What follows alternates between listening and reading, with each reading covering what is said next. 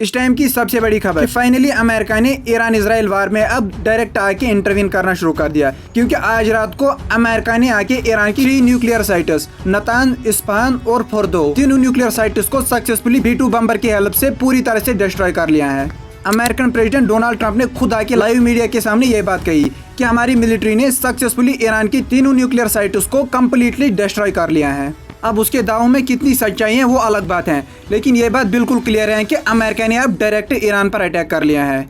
अब देखना इसके कॉन्सिक्वेंसेस बहुत ही दूर होने वाले हैं, बहुत ही बड़े होने वाले हैं, क्योंकि अब अमेरिका ने खुद आके एक टेररिस्ट की तरह ईरान की सॉइल के ऊपर ईरान की इंटीग्रिटी और सॉवरेंटी को चैलेंज कर लिया है। अब देखना ऑल आउट वार छिड़ जाएगी ईरान और अमेरिका के बीच में। अब वार का आउटकम क्या होगा? Definitely everyone knows that Iran will not win this war anymore, क्योंकि अमेरिका के साथ ईरान का हारना बिल्कुल इम्पॉसिबल है। लेकिन अभी तक यही बात क्लियर है कि अमेरिका ने तीनों इन साइट्स को जिन पर ईरान का न्यूक्लियर प्रोग्राम आगे बढ़ रहा था कंप्लीटली डिस्ट्रॉय कर लिया है। अब देखिए एक्चुअल में हुआ क्या है, ये मैं आपको क्लियरली बताता हूँ। देखिए आज रात को अमेरिका की B-2 बम्बर्स ने आके ईरान की तीनों न्यूक्लियर फैसिलिटीज को कंप्लीटली डिस्ट्रॉय कर लिया है। ये कहना है डोनाल्ड ट्रंप का। अब ट्रंप ने एग्जैक्ट कहा क्या है मैं आपको सबसे पहले ये पढ़ के सुनाता हूँ। डोनाल्ड ट्रंप कहता है कि ईरान की जितनी भी न्यूक्लियर एनरिचमेंट फैसिलिटीज़ हैं उनको हमने टोटली डिस्ट्रॉय कर लिया है, और यूएसए ने एक सक्सेसफुल एयर स्ट्राइक कर ली है ईरान के ऊपर। ईरान जो कि एक बुली है मिडिल ईस्ट में। अब देखिए एक president, United states of America के प्रेसिडेंट के ये वर्ड्स हैं। एक कंट्री को वो बुली कह रहे हैं, और वो भी ऐसी कंट्री जो कि अमेरिका के साथ नेगोशिएशन कर रही थी, और बीच में ये आके इसराइल ने ईरान के ऊपर अटैक किया। अब कायदे से बुली तो उसे इसराइल को कहना था, लेकिन पता है इसराइल तो अमेरिका का पापा है, इसलिए अब ईरान को बुली कह के आगे क्या बोल रहा है, ईरान जो कि एक बुली है मिडिल ईस्ट में, अब इसको जरूरी चाहिए कि हमारे साथ पीस कर ले। अगर इसने अभी भी पीस नहीं किया और हम पर कोई भी काउंटर स्ट्राइक करने की कोशिश की, तो आगे जो कुछ भी होगा वो तो आज के कंपैरिजन में कुछ भी नहीं है। यानी आज जो हमने स्ट्राइक किए हैं ईरान पर, ये तो कुछ है ही नहीं, क्योंकि आने वाली टाइम पर हम ईरान को इस तरह से नेस्तो नाबूद करेंगे कि जैसे हिस्ट्री में कहीं एग्जिस्ट नहीं करता था।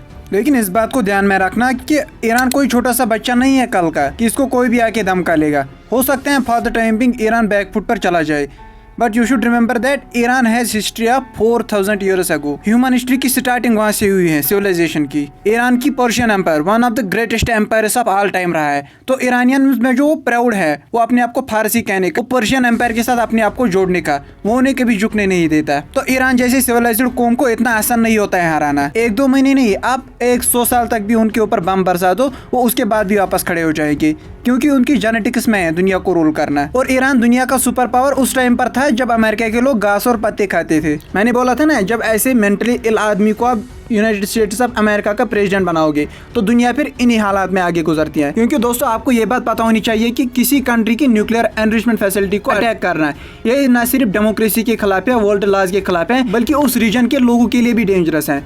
क्योंकि वहाँ से अगर कुछ लीक हो गया तो हिरोशिमा और नागासाकी पर जो हुआ था वो तो कुछ था ही नहीं, वो तो उन्होंने सिंपल एक एटम बम गिराया था। यहाँ एटम बम बनाने की कोशिशें चल रही थी, तो आप समझ सकते हो कि यहाँ पर कितने ज़्यादा रेडियो एक्टिव मिनरल्स होंगे, रेडियो एक्टिव सब्सटेंसेस होंगे। अगर वो लीक हो गए तो पूरे रीजन में यहाँ पर रेडिएशन फैल सकती है। इतना इर्रेस्पॉन्सिबल बंदा है ये पागल आदमी। अब मैप में आप देख सकते हो कि कहाँ कहाँ पर यूएस मिलिट्री ने अटैक किए हैं। सबसे नीचे है इस्फहान, उसके बाद नातांज और उसके बाद फर्दो। फर्दो में जो न्यूक्लियर प्लांट है वो जमीन के 300 फुट नीचे है, यानी उसे B-2 बम्बर के अलावा कोई भी और बम्बर डिस्ट्रॉय कर ही नहीं सकता था। इसराइल की ये औकात ही नहीं थी, इसलिए उसने अपने बाप अमेरिका को इस पर इंसिस्ट किया कि वो आके अब ईरान पर अटैक करे। अब डेफिनेटली जो भी पास्ट में है वो सब प्लानड था, क्योंकि अमेरिका पहले दिन से ही चाहता था कि ईरान की रिजीम को किसी तरह से भी चेंज करना चाहता है, और वहाँ की जितनी भी न्यूक्लियर फैसिलिटीज हैं उनको डिस्ट्रॉय करना चाहता है। अब डेफिनेटली ईरान इसका काउंटर अटैक को देगा ही, क्योंकि उसकी कंट्री पर अटैक हुआ है। उसके बाद फिर वापस अमेरिका ऐसा अटैक करेगा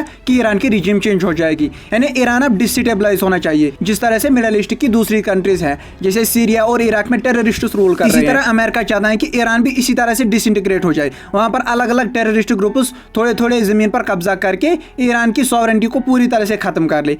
यानी अब ईरान इस लायक नहीं होना चाहिए कि कल को ये इसराइल के ऊपर कोई अटैक कर सके। बट आगे जो भी होगा इसका अपर है डेफिनेटली अमेरिका के पास ही है। अभी तक चाइना और रशिया का इस पर कोई भी रेस्पॉन्स सामने नहीं आया, तो आगे जो भी रेस्पॉन्स आएगा I will be updating you here on the same channel.